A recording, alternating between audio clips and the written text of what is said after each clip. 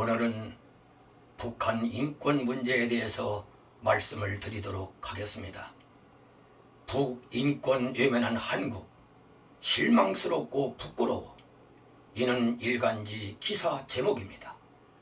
한국 정부가 2019년, 2020년에 이어서 2021년에도 북한 인권 유엔 탄압을 규탄하는데 40여 나라가 동참한 유엔 인권 이사회 북한 인권 결의안에 불참함으로써 북한 인권을 외면한다는 지적을 받고 있습니다. 전 국무부 동아태 수석 부차관 보는 지난 3월 14일 미국의 소리 방송에서 북한 인권 문제에 대한 한국 정부의 입장은 솔직히 실망스럽고 부끄럽다고 말을 했습니다. 또한 토니 블링컨 미 국무장관은 한국을 방문해서 북한이 광범위하고 조직적인 인권 유린이 있다고 밝힌 바가 있습니다. 그런데 최근 대통령 특보를 지낸 문정인 세종연구소 이사장은 인권 문제가 대두되면 대북 협상이 깨질 위험이 있다고 말을 했습니다. 이에 대하여 블링컨은 이는 북한 주민에게 최악의 메시지라고 지적을 하였습니다. 문정인 이사장에게 묻고 싶습니다.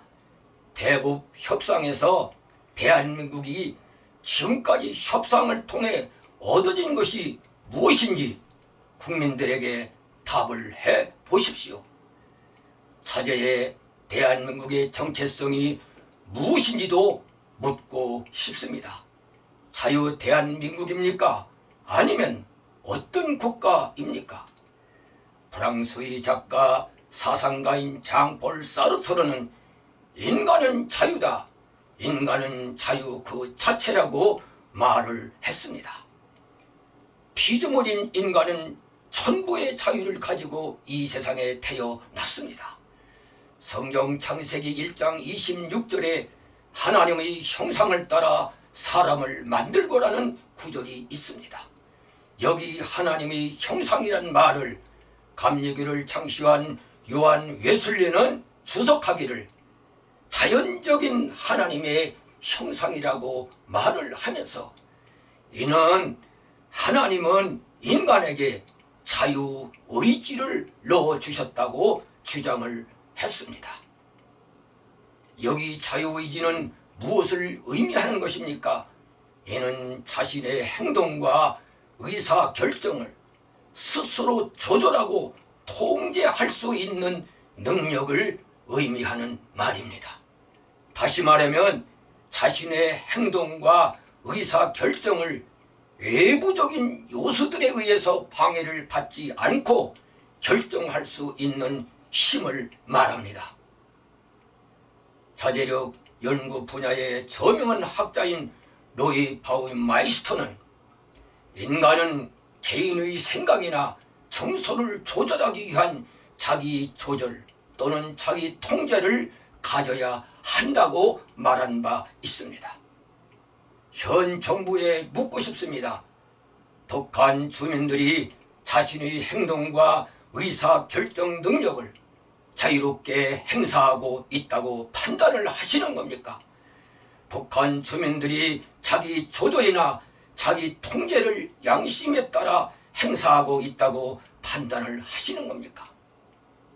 북한 당국이 북한 주민들에 대한 자율성을 파괴시키고 있는데도 북한 인권에 손사래를 치고 있는 이유가 도대체 무엇입니까? 현 정부 핵심 인사들은 지난 군사 정권에 맞서 목숨을 걸고 인권을 부르짖었다고 자부하는 사람들입니다.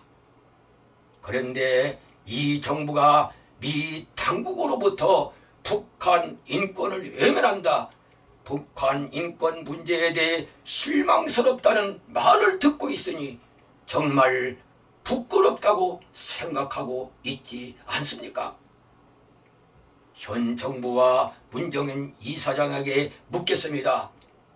헌법 제4조에 평화통일의 원칙이 있음을 잘 알고 있을 것입니다. 대한민국은 통일을 지향하며 자유민주적 기본 질서에 입각한 평화적 통일 정책을 수립하고 이를 추진한다라고 명시를 하고 있습니다. 통일에 대한 헌법 정신은 자유민주적 기본 질서에 입각한 통일 정책입니다.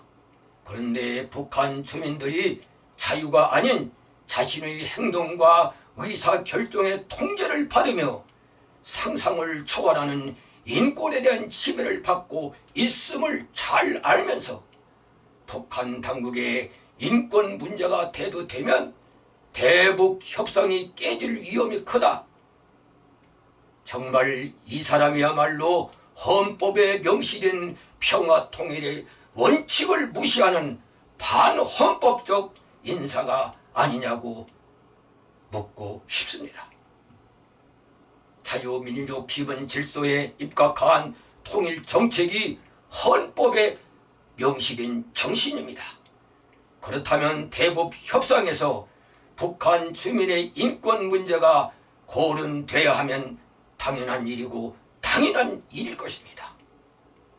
이 정부가 헌법에 기초한 대한민국의 정부라면, 그리고 헌법 제69조 대통령 선서에 나는 헌법을 준수하고 국가를 보유하며 조국의 평화통일과라고 국민 앞에서의 선서가 사실이라면 통일 정책에 대한 헌법 정신에 따라 당연히 북한 당국의 인권 문제를 제기하여야 하며 유엔 인권이사회 북한 인권 결의안에 동참을 했어야 했습니다.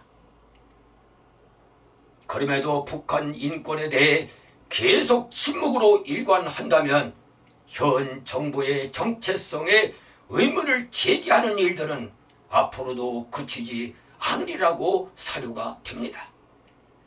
정부 당국은 미 당국자들이 북한 인권 문제에 대한 지적에 대해서 깊이 숙고를 해야 하며 북한 당국과의 협상 테이블에서 대한민국의 통일 정책을 설명하면서 공동 번영의 길을 모색해야 합니다. 대한민국 국민 누구도 북한 당국이 번영하는 것을 반대하지 않으리라 나는 확신합니다. 문제는 번영의 길이 어디에 있는가의 문제입니다. 현 북한 당국이 국제사회의 통큰 양보를 통해서 핵을 포기하는 대신 체제 보장과 함께 북한 당국의 번영을 가져올 수 있는 그 무엇을 국제사회로부터 얻어내서 새로운 번영의 길이 모색된다면 이는 남북한이 서로 번영의 길로 가는 역사의 새로운 패러다임을 만들어내게 될 것입니다. 현 정부와 특별히 문정인 이사장에게 말하고 싶습니다.